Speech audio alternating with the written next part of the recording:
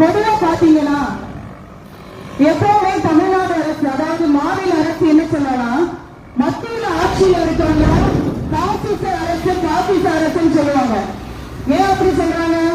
BJP ஆட்சியில இருந்தாலும் சரி, காங்கிரஸ் ஆட்சியில இருந்தாலும் சரி, அவங்கள பாசிச அரசுன்னு சொல்றதுக்கு காரணம் நம்முடைய சட்டசபையில நம்ம வேண்டாம் அப்படின்னு தீர்மானிக்கக்கூடியத அவங்க என்ன செய்வாங்க, நம்ம கிட்ட திணிப்பாங்க. இப்படி ஒரு நிகழ்வு நடக்கும். ரெண்டாவது பாத்தீங்கன்னா நமக்கு தேவையான நிதியை தர மாட்டாங்க. இப்ப கூட பாத்தீங்கன்னா இன்னைக்கு முதலமைச்சராக இருக்கக்கூடிய மதிப்புக்குரிய ஸ்டாலின் அவங்க என்ன சொல்றாங்க, தமிழ்நாட்டிலிருந்து நம்ம அதிகமான வரி பணத்தை நம்ம கட்டுறோம், ஆனா மத்திய அரசு நமக்கு சரியாக நிதி வழங்கல, அதனால நம்ம சரியா மக்கள் பணிகளை செய்ய முடியல ஒரு குற்றச்சாட்டை வைக்கிறாங்க. அதேதான் இன்னைக்கு எங்க நடக்குது, கள்ளுக்கூட்டம் பேரூராட்சியில நடந்துகிட்டு இருக்கு. இங்கே மக்கள் ஆட்சி நடக்குதா, சர்வாதிகார ஆட்சி நடக்குதா?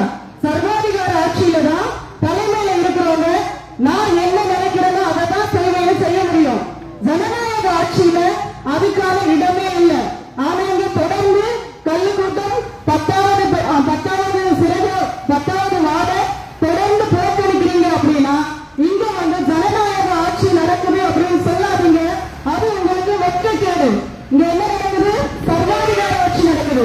என்ன பண்றாங்க, அவங்க கட்சியை சார்ந்தவங்க அவங்க எவ்வளவு கமிஷன் வாங்கினாலும் வாய மூடி அமைதி அவங்களுக்கு உறுதுணையா இருக்கக்கூடிய வார்டு உறுப்பினர்களுக்கு வேலைகள் எல்லாம் சரியா நடக்குது.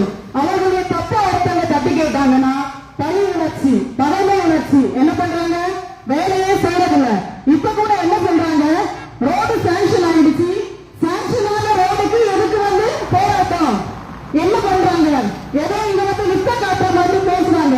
கொஞ்சம் முன்னாடி அண்ணா என்ன சொன்னாங்க, ஒரு ரோடு சாங்ஷன் ஆச்சுன்னா அது ஏன் அஜெண்டால அந்த கான்ட்ராக்ட்ல பேர் வரல? நானும் ஒரு வார்டு உறுப்பினராக தான் இருக்கேன்.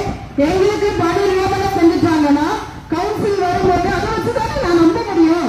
நீங்க வாங்கினா ரோடு சாங்ஷன் ஆயிடுச்சு, ரோடு வேலை சாங்ஷன் ஆயிடுச்சுன்னு சொன்னாத எப்படி நான் நம்புறதுக்கு அத்தாச்சு ஒவ்வொரு மாதமும் நடக்கக்கூடிய கூட்டத்துக்கு நீங்க அஜெண்டா கொடுக்குறீங்க.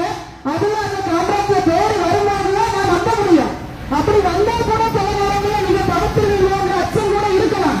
ஆனா பேரே வராத பட்சத்துல சாட்சியான ரோடுக்கு போராட்டம் நடத்துறாங்கன்னு சொல்லி எங்களை முட்டாள் மாதிரி எங்களை ஏதோ நாங்க விட்ட காட்டுற மாதிரி பார்க்க வேண்டிய அவசியம் இல்லை. நீங்க அத்தாட்சியை காட்டுங்க, ரோடு சாங்ஷன் ஆனதுக்கு அத்தாட்சியை காட்டுங்க. நாங்க இந்த நேரமே போராட்டத்தை கைவிட்டு போவோம். எந்த அத்தாட்சியும் நீங்க காட்டுறதுக்கு தயாரா இல்லை. தொடர்ந்து செய்யறோமா? இன்னும் இந்த தமிழ்நாடு அரசு கிட்ட எனக்கு பிடிக்காத ஒண்ணு என்னன்னா, ஏன் மக்கள் வரி பணம் கட்டும் போது அரசு நம்ம கிட்ட கெஞ்சுதா? இல்ல நம்ம கட்ட வைக்கிறாங்க, இல்ல நம்ம வரி பணத்தை கட்டுறோம். அதுக்கப்புறம் நான் போற ரோடு சரியில்லை, சாலை வரி நான் கட்டுறேன். சாலை வரி கட்டதுக்கு அப்புறமா நான் பயணிக்கக்கூடிய ரோடு சரியில்லை, நான் விழுந்துட்டேன், பல பேர் விழுந்துட்டாங்க, காயப்பட்டாங்க, என்னுடைய வாகனம் குறைவாகுது, மரணமே நடந்துச்சு, ஆக்சிடென்ட் ஆகி விபத்து நடந்து மரணமே நடந்துச்சுன்னு சொல்லி தொடர்ந்து நான் கெஞ்சணுமா? எனக்கு ரோடு போடும் கெஞ்சணுமா? இந்த சிஸ்டமே சரியா இல்லைங்க. ஒரு ரோடு போட்டாச்சுன்னா 5 வருடத்துல மெயின்டெனன்ஸ் சொல்றாங்க. ஆனா என்னைக்காவது அரசு அவங்களே 5 வருஷத்துல ஏதாவது ரோடு வேலை செய்யறானா? செய்யல. நான் கெஞ்சணும், நான் மனு கொடுக்கணும், தொடர்ந்து ரோடு குறைவாயிருக்குன்னு கெஞ்சினா 10வது வருஷத்துல என்ன பண்றாங்க, மெயின்டெனன்ஸே பண்றாங்க. என்னுடைய அழுத்தத்துல வார்டு உறுப்பினராக இருக்கட்டும் இல்ல பொதுமக்களா இருக்கட்டும், அவங்க அழுத்தம் கொடுக்கும் போது ஒரு சாலை பணி நடக்குதுன்னா சாலை வரி எதுக்கு வாங்குறீங்க? அதை வாங்காம இருக்கலாம்ல. எங்ககிட்ட எதுக்கு வரி வாங்குறீங்க? வரி கட்டுற எங்களுக்கு நாங்க கேட்காமலே பண்ணி தரணுங்க. கேட்காமலே ஒரு சாலை தெளிவா இருக்குன்னா அதை செய்யணும். அப்பதான் நீ சரியான ஆட்சி செய்யற. அது மட்டும் இல்ல, இந்த கள்ளுக்கூட்டம் பேரூராட்சி 10வது வார்டு சேர்ந்தவங்க வரி கட்டவே எனக்கு தெரியல. ஏன்னா வரி கட்டினாங்க தானே.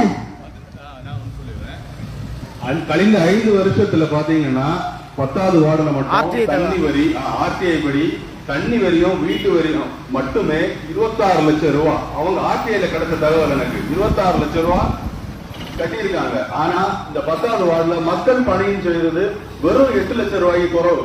அப்ப பாத்துக்கோங்க என்ன ஒரு வன்மை இருக்கும் அப்படின்னு பாத்துக்கோங்க. நான் இதுல இந்த வீடு அப்ரூவலுக்குள்ள கணக்கெல்லாம் எடுக்கல. ஒரே காரணம் வீட்டு வரியும் தண்ணி வரியும் மட்டுமே 26 லட்சம் ரூபாய் நம்ம கட்டியிருக்கோம். 10வது வார்டு மக்கள் பணி செய்திருக்கிறது 8 லட்சம் ரூபாய். காரணம் புறக்கணிக்க காரணம் புறக்கணிக்க காரணம் என்னது? நம்ம வந்து எதிர்த்து கேள்வி கேட்கிறோம், அவங்களோட ஊழல்களை எதிர்த்து கேள்வி கேட்கறதுனால நமக்கு இந்த ஒரு புறக்கணிக்கிறாங்க. சரி, அப்போ இவ்வளவு ரூபாய் வரிப்பணம் கட்டிக்கிட்டாங்க.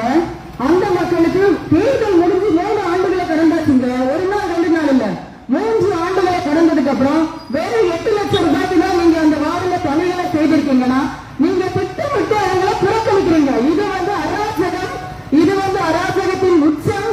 நீங்க வந்து மக்களாட்சி நீங்க செய்யற மாதிரி தெரியல.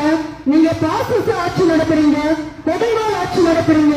உங்களுக்கு ஆதரவானவங்களுக்கு, நீங்க செய்யக்கூடிய தவறுகளுக்கு உடம்பையா இருக்கிறவங்களுக்கு மட்டும் வேலை செய்யறீங்கன்னா நீங்க வந்து உங்க பதவியை ராஜினாமா பண்ணிட்டு நான் மக்கள் பணிக்கு சிறந்தவன் இல்ல, தகுதியானவன் இல்லைன்னு சொல்லிட்டு விலகி போறது சிறந்ததா இருக்கும்னு நினைக்கிறேன்.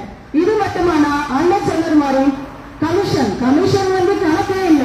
ஒரு 10 லட்சம் ரூபாய்க்கு வேலை நடக்குதுன்னா 30% ஜிஎஸ்டியும் சேர்த்து எல்லா அதிகாரிகளும் கமிஷன் வாங்கினதுக்கு அப்புறம் 7 லட்சம் ரூபாய்க்கு வேலை நடக்கும்போது எப்படி வேலை தரமா நடக்கும்? தரமாவே நடக்காது. இப்ப நாம் தமிழர் கட்சி நாடுகளுக்குள்ள வரும்போது என்ன பிரச்சனை? அவங்க 4 பேர் சேர்ந்து வந்து இல்ல தனியா வந்து பிரச்சனை பண்றாங்க. சாலையை சரியா போடும், அந்த மிக்சிங்கும் சரியா போடும், நீ என்ன வேலை செய்யறேன்னு சொல்லி பிரச்சனை பண்ணும்போது கான்ட்ராக்டருக்கு லாபம் குறையலாம், கமிஷன் வந்து குறைவா கிடைக்கலாம்.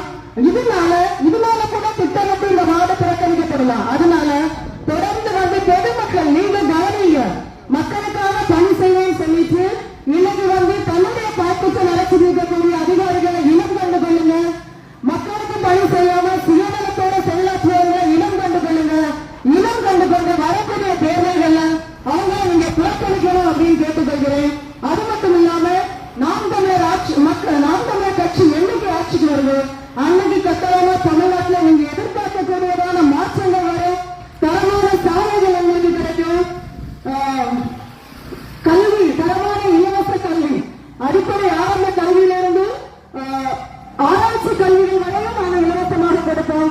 அடிப்படை மருத்துவம் உங்களுக்கு இலவசமாக கொடுப்போம். ஆனா இன்னைக்கு என்ன பண்றாங்க? இலவச மகளிருக்கு உரிமை தொகை 1000, இலவச அரிசி எல்லாம் தந்துச்சு. வீட்டுக்கு ஒரு சாராய கடையை திறந்து வச்சு மக்களை குடிகாரனாக்கி கொடுக்கிற 1000 ரூபாய் குடிக்கவே பார்த்தாருங்க. இதை தாண்டி இந்த மகளிர் என்ன பண்றாங்க? போய் கஷ்டப்பட்டு பல வீடுகளை மகளிர் வேலை செஞ்சு கொண்டு வந்து அதையும் கொண்டு போய் குடிக்கிறான். இதுக்கெல்லாம் நம்ம வசதிகளை உருவாக்கி கொடுத்துட்டு என்ன சொல்றாங்க? இளைஞர்களை குடிக்காதீங்க, தேவையும் தாரையில செல்லாதீங்கன்னு சொல்லிட்டு சொன்னா எப்படிங்க? அது எப்படி நியாயமா இருக்கு? அப்போ தொடர்ந்து இல்ல பாத்தீங்கன்னா மக்களுக்கான ஆட்சி நடக்கல. அது மட்டும் இல்லாம ஒரு சாராயத்தை விட்டு ஆட்சி நடக்கிறதுன்னா அதை மாதிரி அசிங்கம் எங்கேயுமே இல்லை. குடிக்க கூடாதுன்னு நினைக்கிறோம். பெண்கள் நீங்க யாருக்கு வாக்களிக்கிறீங்க? அதை சிந்திச்சு பாருங்க. வாக்களிக்கும் போது மக்களுக்காக உண்மையாக, மக்களுக்காக நேர்மையாக, மக்களுக்காக எந்த லஞ்ச ஊழலும் செய்யாம நேர்மையாக இருக்கக்கூடிய கட்சி எதுவும் அடையாளம் கண்டுபிடிங்க. இன்னும் நீங்க இந்த கன்னியாகுமரி மாவட்டம் கண்டுபிடிக்கிறேன்னா இதை விட சாதக்கேடு கன்னியாகுமரி மாவட்டம் எங்க தமிழ்நாடு கெட்டு போறதுக்கு மக்களாகிய நாம ஒரு காரணம் அப்படிங்கறத தயவு செஞ்சு புரிஞ்சுக்கோங்க. மக்களுக்காக நேர்மையாக நிக்க இன்னைக்கு ஒரு கூட்டம் இருக்குது. நீங்க சொல்ல முடியாது. என் சட்டமன்ற தேர்தலா இருக்கட்டும், பாராளுமன்ற தேர்தலா இருக்கட்டும், நம்ம பேரூராட்சி உட்பட்ட தேர்தலா இருக்கட்டும், இந்த காலகட்டத்தில் நீங்க யாருமே சொல்ல முடியாது நல்லவர்களே இல்ல, நேர்மையாக வந்து ஆட்சி செய்யறதுக்காக உள்ளவங்களே இல்ல. அதனாலதான் நாங்க இன்னொரு கட்சியை சார்ந்தவர்களுக்கு இல்லைன்னா இன்னொரு நபருக்கு வாக்களிப்போம் சொல்ல முடியாது. அதை நீங்க கவனத்துல கொண்டு நாம் தமிழர் கட்சி பெயர்களுக்கு வரக்கூடிய தேர்தல்களை வாக்களிங்க. அப்புறம் இன்னொன்று, இன்னைக்கு நம்ம காமராஜர் பிறந்த நாளை கொண்டாடிட்டு இருக்கோம். அவரெல்லாம் கொடுத்த ஆட்சி இனி கொடுக்க முடியுமானா? நிச்சயமா முடியும். அந்த ஆட்சியோட நாம் தமிழர் கட்சி பிள்ளைங்க நாங்க பயணிக்கிறோம். அதுல ஒன்னே என்ன சொல்லணும்னு நினைக்கிறேன். இன்னைக்கு இது கண்டன ஆர்ப்பாட்டமா இருந்தாலும் அவருடைய பிறந்த நாள் அப்படிங்கிறதுனால ஒன்னே என்ன சொல்லணும்னு நினைக்கிறேன். கன்னியாகுமரி மாவட்டம் இன்னைக்கு சூடா இருக்கு, குளிர்ச்சியே இல்லைன்னு நம்ம எல்லாரும் சொல்றோம். அதுக்கு மலைகளை திருடி வைக்கிறது ஒரு காரணமா இருந்தாலும் நல்லா யோசிச்சு பாருங்க. எத்தனையோ நீர்நிலைகளை நம்ம மூடிட்டோம், எத்தனையோ கால்வாய்களை மூடிட்டோம். நம்ம ராஜாக்கள் காலங்களிலே 3000க்கு மேற்பட்ட குளங்கள் இருந்தாலும் காமராஜர் ஆட்சி காலத்துலதான் நிறைய அணைகள் கட்டினாரு. ஆறுகள் வந்து நம்ம நகரமயமாக்குதலை நோக்கி கன்னியாகுமரி மாவட்டமும் செல்வதோட விளைவுதான் இன்னைக்கு வந்து நம்ம எவ்வளவு சூடு அந்த காலநிலை மாற்றத்தை அனுபவித்துக் கொண்டிருக்கிறோம். அதையும் நாங்க சரி பண்ணணும்னு நினைக்கிறோம். நீர்நிலைகள் அழிந்து போல எல்லா கால்வாய்கள் நீர்நிலைகளை மீட்டெடுக்கணும்னு நினைக்கிறோம். அதுக்கும் மக்கள் எங்களுக்கு ஒரு வாய்ப்பு தாங்க. தொடர்ந்து இந்த நேரத்தில் மறுபடியும் இந்த பேரூராட்சி நிர்வாகத்தை கண்டிக்கிறேன். நீங்க இப்படியே நாம் தமிழர் கட்சி கொடுத்த அந்த வார்டை 10வது வார்டை புறக்கணித்துக் கொண்டிருப்பீர்களானால்